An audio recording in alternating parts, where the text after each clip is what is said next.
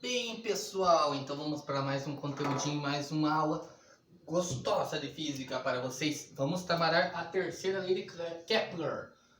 Terceira lei de Kepler, a lei dos períodos. Então, assim, Kepler determinou o estudo através da sua relação dos períodos com as revoluções, tá bom? Então, qual o tempo que ele demora para dar uma volta em torno de um astro? Então eu tenho o astro principal, que atua sobre os demais planetas, tendo uma força gravitacional sobre eles. Por exemplo, no nosso sistema solar, o Sol é o nosso astro principal. Os outros planetas giram em torno dele. Então, se eu souber a distância que eu tenho entre o astro Sol com o planeta, eu consigo saber o período que ele demora para dar uma volta. E a partir dessa relação eu consigo descobrir o período, o tempo que demora para dar uma volta de cada um dos outros planetas, sabendo a distância. Ou, se eu souber também, claro, o tempo que ele leva, eu consigo descobrir a distância que tem do Sol a cada um desses astros. Então essa equação é assim: t ao quadrado é r ao cubo. t ao quadrado é r ao cubo. Para um astro e para outro astro. Tá bom? Então eu tenho dois astros, o período e o raio. Então, ó, T é o período de revolução, período para dar uma volta, que pode ser em dias, em anos. Dá em anos. Anos o quê? Anos terrestres, dias terrestres. Esquece que o dia é diferente em cada planeta, né? E o R é o raio médio, ou seja, a distância entre os astros.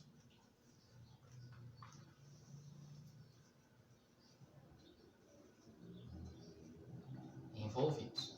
Então, por um exemplo, vamos desenhar o solzinho. O solzinho. Então, eu tenho Mercúrio, Vênus. Só que, claro, a órbita é um pouquinho mais circular, né? Óbvio, né? Daí Marte, Terra, daí Marte, vai indo assim. Então, o período que ele demora, vamos suportar aqui, ó, ele vai demorar o período de tempo para dar uma volta. E o raio é a distância daqui até o centro do Sol. Bom, isso seria o raio. E o período seria o tempo para dar uma volta. Ok? Então vamos lá. Tem um desenho ali, inclusive no exemplo 1, que mostra bem como é que acontece isso. Então temos dois exemplinhos das leis de Kepler ali que eu passei para vocês, para nós lembrarmos. Então diz o seguinte, ó. Em setembro de 2010, Júpiter atingiu a menor distância da Terra em muitos anos. As figuras abaixo ilustram a situação de maior afastamento e de maior aproximação dos planetas. Considerando que suas órbitas são circulares, a gente sabe que elas não são perfeitamente circulares, mas a gente faz aproximações. Que o raio da órbita terrestre seja, então, o raio da Terra. Terra, raio, 1,5 vezes 10 a 11 metros, aproximadamente. A gente sabe, né, que a gente aproxima. Tá? Raio, distância até o Sol. E que o raio da órbita de Júpiter equivale a, então, Júpiter –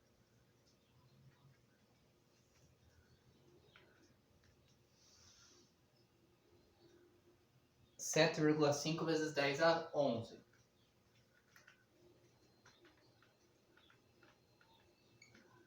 Tá bom? Daí ele diz assim, de acordo com a terceira lei de Kepler, o período de revolução tem essa relação aqui que ele ajeitou de uma outra forma a equação.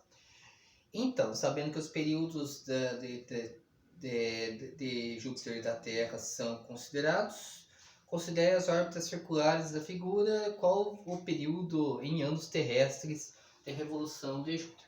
Então a gente vai colocar aqui o período, ó, em anos, ele pede. Então a gente vai colocar 1 ano, tá? E aqui o período de Júpiter, vou colocar TJ, a gente não sabe. Em anos terrestres, porque é 1 ano terrestre, que a gente vai colocar lá. Claro que vai ser em anos, né? 1 ano de Júpiter seria, né, quantos anos nossos? Isso que a gente vai acabar descobrindo. Então a gente sabe t ao quadrado r ao cubo é igual a t ao quadrado r ao cubo. Esqueci que é ao cubo, gente. Nossa, ele vezes ele mesmo vezes ele mesmo. T, então, é 1 ao quadrado. Em anos é legal, por causa disso, ano terrestre é 1 ao quadrado. 1 ao quadrado é 1. E aqui o raio é 1,5 vezes 10 elevado a 11 ao cubo. Nossa. T a gente não sabe, que é o T de Júpiter. E o raio, 7,5 vezes 10 elevado a 11 ao cubo. Aqui, gente, uma coisa que é legal, ó. 10 a 11 com 10 a 11 dá pra gente cancelar, ó. Porque é igual. Se não fosse igual, não daria pra fazer essa continha. 1 ao quadrado é 1. 1,5 ao cubo. 1,5 vezes 1,5 vezes 1,5 dá 3,375. T ao quadrado, 7,5 ao cubo. Vai dar 421,875. Já que usei 3 casas, vou usar aqui também 3 casas. Vai multiplicar cruzado, né? Então vai ficar t ao quadrado vezes 3,375 é igual a 1 vezes 421,875. 1 vezes 421,875 é ele mesmo. Daí esse aqui está multiplicando, passa dividindo. Então, t ao quadrado é igual a 421,875 dividido por 3,375. Dividido por 3,375 vai dar 125. Então, t ao quadrado é igual a 125. Agora, como está ao quadrado, vai passar raiz. T igual a raiz de 125.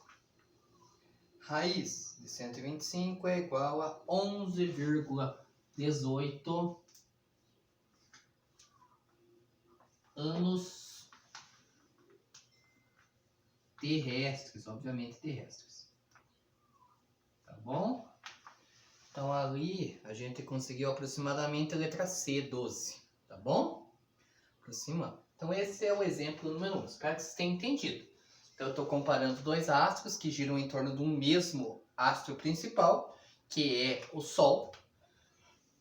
Por isso que eu consigo considerar a equação, porque eu tenho o mesmo astro, né? Não poderia considerar, por exemplo, a Lua, porque a Lua ela sofre a atração gravitacional em relação à Terra, né? Gira em torno da Terra. Então eu tenho dois astros que giram em torno do mesmo astro principal, que é o Sol. Então eu estou relacionando os dois com o Sol. E por isso que eu posso usar a equação da terceira lei de Kepler. Então, t ao quadrado é r ao cubo. O t, que é em anos, então 1 ano. O raio foi dado os dois raios. A gente substituiu e encontrou o período de Júpiter. Tá bom? Quanto tempo Júpiter demora para dar uma volta. Aqui, gente, é uma coisa que é interessante. Às vezes ele está em dias. Tá? Em dias ele é complicado. A gente teria que colocar aqui 365, né? 1 ano.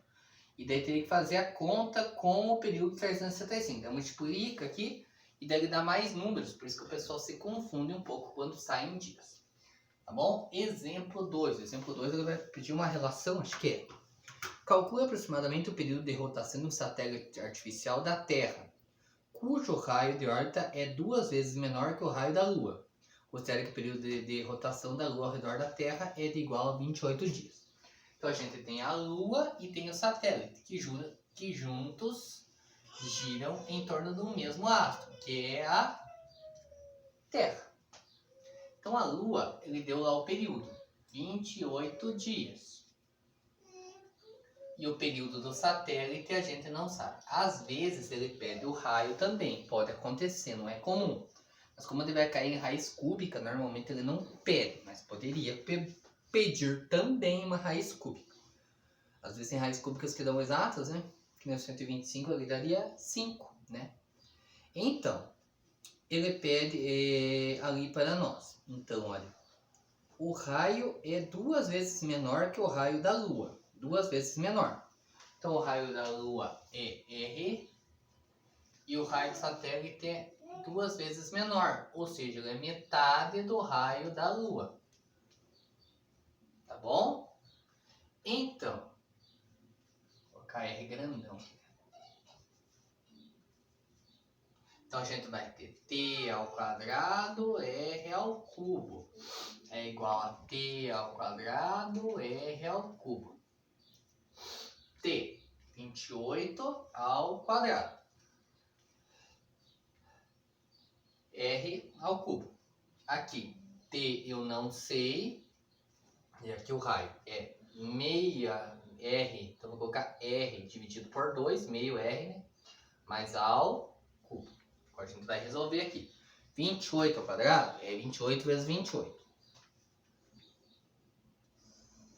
Deu 784. 784 dividido pelo raio ao cubo. T ao quadrado.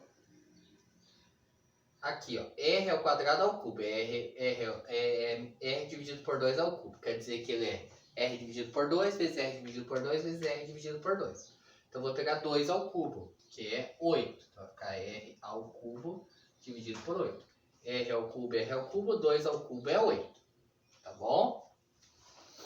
Então, este 8 eu vou passar para cima, a mesma regra aqui vai inverter a relação de multiplicação. Vai ficar 784 dividido por R ao cubo é igual a 8t ao quadrado dividido por R ao cubo. 8 passa lá para cima. Ó. Porque a divisão é o inverso, então. Multiplica pelo seu inverso. 8 por R ao cubo. Tá? Isso aqui você inverte e passa multiplicando. O que acontece então? R ao cubo com R ao cubo dá para a gente simplificar. O 8 que está multiplicando passa dividindo. Então, vai dar 784 dividido por 8 é igual a t ao quadrado. T ao quadrado igual a 98, meus queridos. 98. Você vai tirar a raiz de 98.